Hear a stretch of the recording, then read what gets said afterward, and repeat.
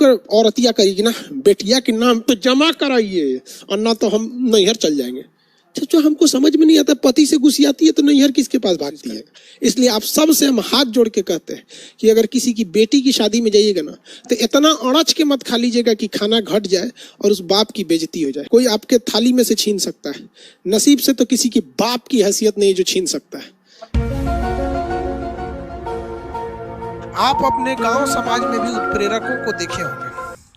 आप अपने गांव समाज में भी किसको देखे होंगे? उत्प्रेरकों को देखे होंगे। ये उत्प्रेरक क्या करते हैं? झगड़ा की गति को बढ़ा देते हैं, घटा देते हैं। जैसे देखिए, कोई नौछिड़िया रहेगा ना तो दो आदमी में झगड़ा होगा ना तो पीछवा से कहेगा मार मार मार, माथा फोड़ दे, मार। इस ससुरा उसकी स्पीडिया बढ़ा रहा है, मार मार मार। ये खुद रिएक्शन में भाग नहीं ले रहा है, लेकिन कहेगा मार मार, मर्दे के बेटा हो मार। अरे भैया, सब तो मर्दे का बेटा होता है, मतलब कोई जानवर का थोड़ी होता है। मार मार मार, वो चढ़ा के मरवा देगा, मारो के माथा फोड़ दे। तू कैसे उत्प्रेरक है? धनात्मक उत्प्रेरक। ऐसे उत्प्रेरक को क्या कहते हैं? धनात्मक उत्प्रेरक। लेकिन अगर कोई बूढ़ा आदमी होगा, कोई हमारे एज का होगा, तो लड़ाई झगड़ा होगा तो कहे अरे काहे लिए लड़ता है यार, मत शांति से रहो यार, लड़ाई झगड़ा में कुछ रखा है, मत लड़ो मत लड़ो। हम रिएक्शन की गति को घटा देते हैं, हम अभिक्रिया की गति को क्या कर देते हैं? घटा देते हैं। तो ये होते हैं ऋणात्मक उत्प्रेरक। कुछ ऐसे चीज होते हैं जो दोनों का काम करते हैं। पत्नी जो होती है ना, दोनों का काम करती है। अगर आपकी शादी हो जाएगी ना और आपके नहीं है, आपके ससुराल वाले, आपके साला साली या सास ससुर, आपके पुरुष के ससुराल वाले अगर कोई गलती उल्टी कर देंगे, आप बिगड़िएगा, उनको ऐसा करना चाहिए, तमीज नहीं है, ये है दामाद के साथ ऐसा किया जाता है, तुरंत शांत करे, अरे हो गया, अरे कोई बात नहीं, गलती हो जाता है, छोड़ दिए। तो क्या हो गया? ऋणात्मक उत्प्रेरक। लेकिन अगर आपकी मम्मी ने गलत किया, यानी उसकी सास ससुर ने गलत कर दिया, तनी आप अपनी मम्मी को तनी कुछ जाइए ना, तनी शॉपिंग करा दीजिए, अपनी पत्नी को मत शॉपिंग कराइए। और अगर गलती से मान के चलिए आपसे, आप अपनी मम्मी से झगड़ा कर लिए, पापा से कर लिए या अपने भाई से कर लिए, ऐसा करता है, काम नहीं करता है ठीक से, हमारा काम बिगाड़ दिया, तो ससुरा उस टाइम वो धनात्मक उत्प्रेरक बन जाएगी। तो आप ही तो सर, आप मुड़िया पे चढ़ाए हैं, आपको जब से बिया हुआ तब से कह रहे थे अलगा हो जाइए, अलगा हो जाइए, नहीं मरिए ससुरा हुए पे मरिए। तो महिला जो होती है ना, वो धनात्मक और ऋणात्मक दोनों उत्प्रेरक होती है। मतलब उस समय के हिसाब से धनात्मक, समय के हिसाब से ऋणात्मक हो जाती है। लड़ो, अलगा हो जाओ, अलगा हो गई तो बस ऐसा लगता है ना, लोग कहते हैं कि जिन्ना पाकिस्तान को अलग करा दिया, हमको तो कुछ और लगता है, सोचा घर में अलग अलग हो जाते हैं। पता नहीं, अभिक्रिया की गति को बढ़ा देगा तो धनात्मक, घटा दिए तो ऋणात्मक। इसलिए आप लोग सावधान रहिएगा क्योंकि जो उत्प्रेरक होते हैं ना, वो रासायनिक अभिक्रिया में भाग नहीं लेते हैं। देखिएगा, साइड से झगड़ा लगा के साइड हो जाते हैं, उन्हें क्या कहते हैं? धनात्मक और ऋणात्मक उत्प्रेरक। अब कुछ ऐसे चीज होते हैं जो उत्प्रेरक की क्षमता को बढ़ाते हैं, उत्प्रेरक की क्षमता को बढ़ाते हैं। कैसे? देखिए, मान लीजिए कि आप जो हैं, आप हैं अपनी मम्मी से झगड़ रहे हैं कि मेरा ये सामान कैसे बिगड़ गया, अपने भाई से झगड़ रहे हैं, तो आपकी पत्नी जो है ना, आपकी पत्नी वो आपको और पिन मारेगी। हाँ हाँ, बोली से जाएगा आप। तो आपकी पत्नी आपके लिए क्या है? उत्प्रेरक है।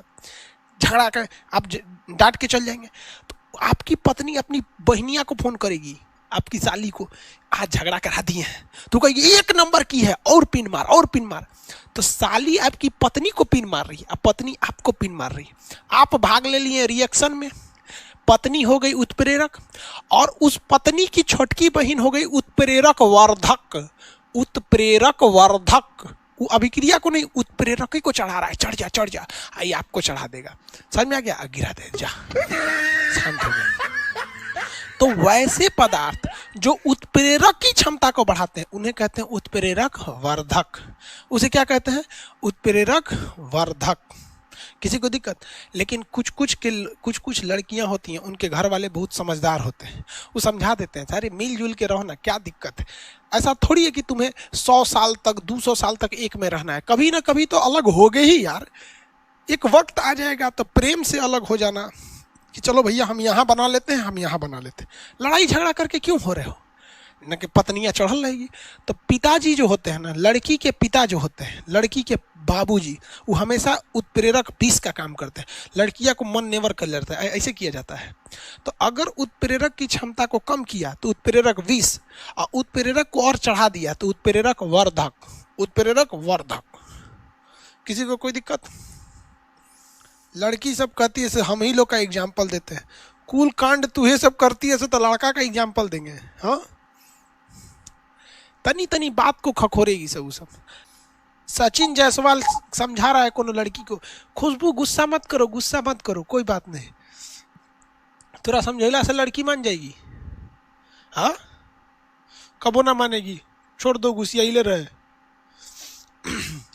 राजा दशरथ कितना समझाए थे, मानी, वनवास भेजिए दी। नहीं समझ सकते। खुशबू को समझाने की, खुशबू समझे। अगर भारत में महिलाएं नहीं रहती ना, बहुत लोग का रोजगार चल जाता है। लिपस्टिक के लिए, चूड़ी के लिए, चूड़िया देखते रहती है सर, खटल की ना, समझ में आ गया कि नहीं। आपकी जब शादी हो जाएगी ना, आपकी शादी हो जाएगी और शादी के 3-4 साल बाद, ज्यादा नहीं 3-4 साल के बाद, अगर आपने अपनी मम्मी को कुछ ले आके दे दिए, सपोज कीजिए कि मम्मी को कोई कपड़ा दे दिए या अपनी बहन को कोई सामान दे दिए, ले बबनी तू मोबाइल ले ले, और उसको दे के जैसे आए 1 घंटा के अंदर अंदर आपकी पत्नी कहेगी हमको साड़ी नहीं है, हाई नहीं है, झुमका खरीदवा दीजिए, बेटिया के नाम पे LIC करा दीजिए, बेटवा का फिक्स डिपॉजिट कर दीजिए, कुछ कीजिए, लेकिन यहाँ पे मतलब भाई साहब, तू उसको ना चूड़ी का जरूरत है, ना झुमका की जरूरत है, ना बेटी का LIC करा, उसको ये देखल नहीं जाएगा ससुरा तू हमरा ओकरा कैसे दे दिया, अपनी बहनिया को, महतारी को कैसे दिया। यहाँ पर बहुत बवाल हो जाता है। औरतिया करेगी ना, बेटिया के नाम पे जमा कराइए और ना तो हम नैहर चल जाएंगे। जो हमको समझ में नहीं आता, पति से गुस्सियाती है तो नैहर किसके पास भागती है, नहीं समझ में आता है। समझ में गया, हद है भाई।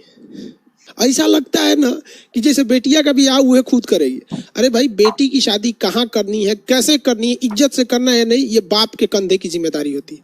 अगर बाप मजदूर भी रहेगा ना तो अपनी बेटी की शादी बड़ा धूमधाम से कोशिश करेगा। इसलिए आप सबसे हम हाथ जोड़ के कहते हैं कि अगर किसी की बेटी की शादी में जाइएगा ना तो इतना अड़च के मत खा लीजिएगा कि खाना घट जाए और उस बाप की बेइज्जती हो जाए। क्योंकि जो बाप होता है ना, बहुत यार, लोग कहते हैं ना हम लूट गए, हम वो गए, यार किसी बाप से पूछो ना, उसका दहेज का पैसा भी चला गया, उसकी लाडली सी बेटी भी चली गई, उसका तो सब चला गया, और उसके बाद भी उसको बात सुनना पड़ता है। ये सब चीज का आप लोग ध्यान दीजिएगा। 2 पैर पे चलना मानव की पहचान नहीं होती है, इंसान की पहचान होती है इंसानियत। दूसरे का तकलीफ से अगर आपकी आंखें नहीं भर जाती हैं तो आप आदमी के रूप में चलते फिरते एक दानव है। फिर आप में और जानवर में केवल और केवल इस बात का फर्क है कि आप 2 पैर पे चलते हैं और अपनी बातों को कह लेते हैं, और जानवर में आप में कोई फर्क नहीं है। तो थोड़ा समझिएगा यार इस सब चीजों को। पढ़ा जो लड़का है तो उसको तो नौकरी मिलबे करेगा। इंसानियत रखिएगा बाबू हमेशा इस चीज को, किसी दूसरे से जलन मत रखिएगा, क्योंकि भगवान आपके लिए रखा हुआ है, वो उससे छीन नहीं सकता है। कोई आपके थाली में से छीन सकता है, नसीब से तो किसी की बाप की हैसियत नहीं जो छीन सकता है। इसलिए हमेशा याद रखिए, जलन जरतुआ ही नहीं।